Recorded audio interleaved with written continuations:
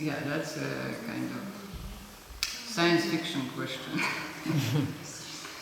Because I don't think that 100% of the population will start doing meditation.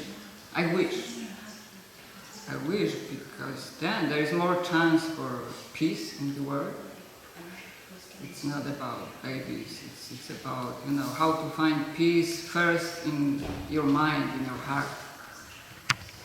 And then you can bring this peace to the world. It's important what we bring to the world. And when we sit quietly here for many hours every day, then we see what is really necessary that we can do to bring to the world, to benefit the world. This is actually our job.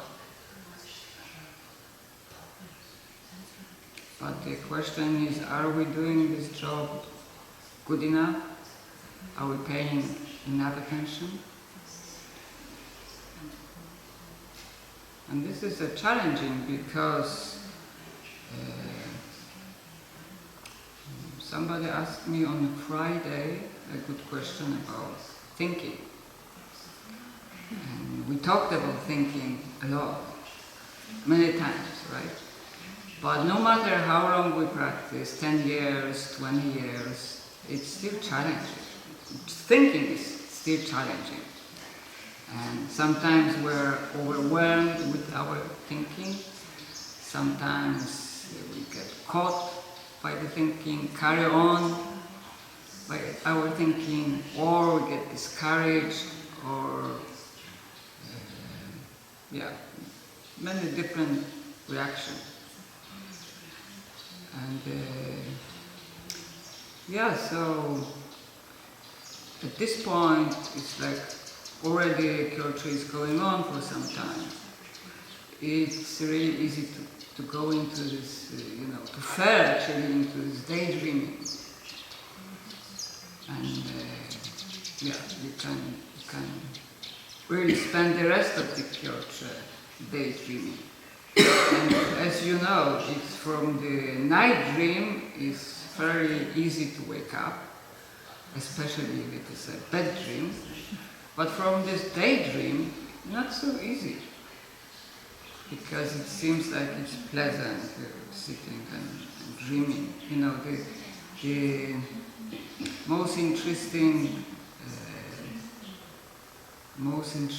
dream I've ever heard was somebody sitting kyol in Poland, and just about the middle of kyol, this person asked me, he wanted to talk about next kyol.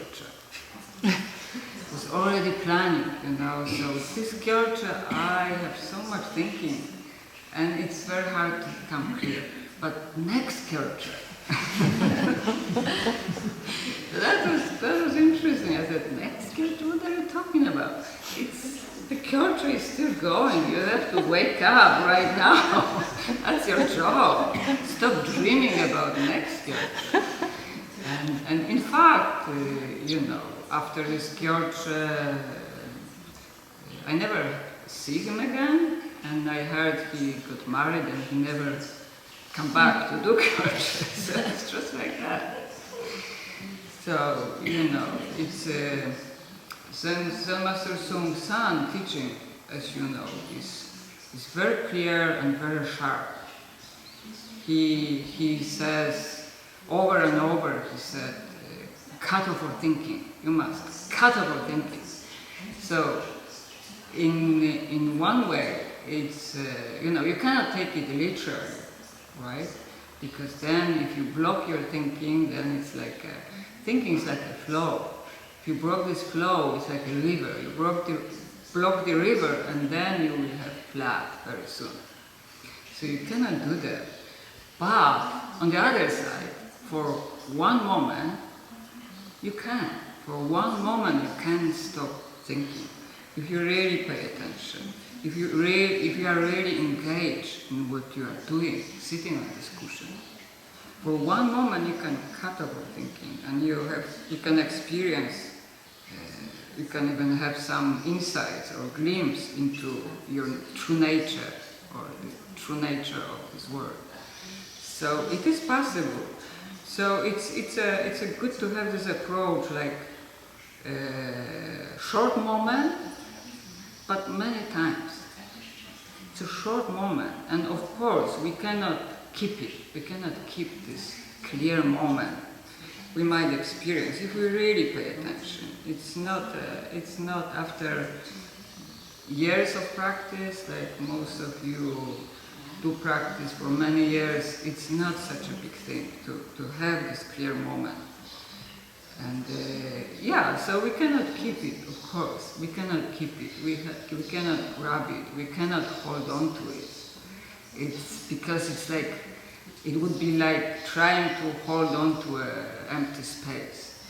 Not possible, right? But what we can do, we can just return back as soon as possible. And this is what we do. We repeat the same training of returning back.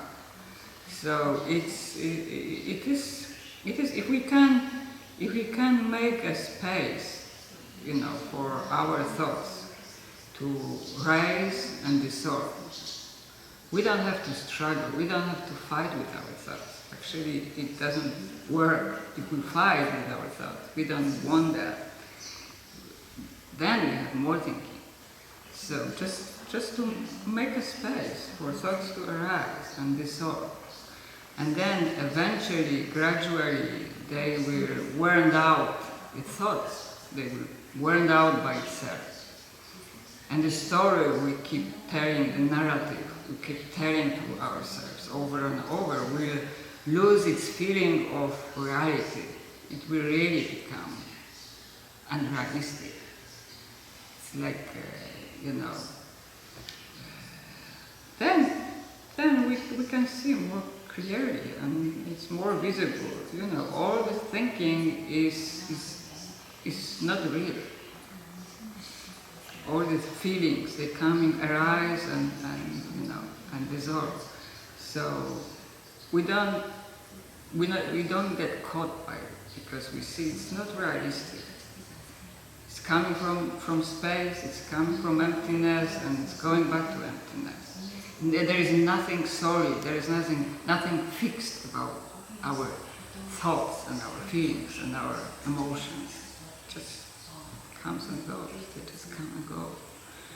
It's maybe like I like this image of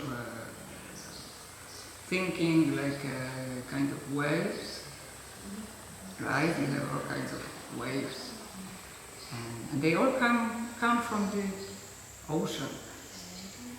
Each wave is different, but they all come from the ocean, and they all return to the ocean.